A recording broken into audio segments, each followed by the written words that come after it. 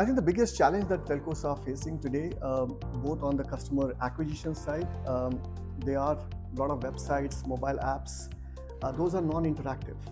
And by providing agentic experience both on the text as well as voice, the customers can have very meaningful, contextualized, and personalized conversations with the AI agents.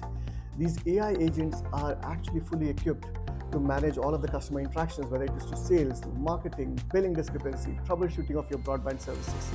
What does it mean? Driving self-service, upsell and cross-sell, customer intimacy.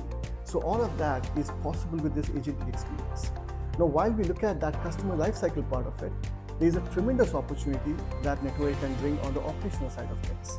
So if you look at today, network operations, we are talking about hundreds and thousands of people doing network operations. What do?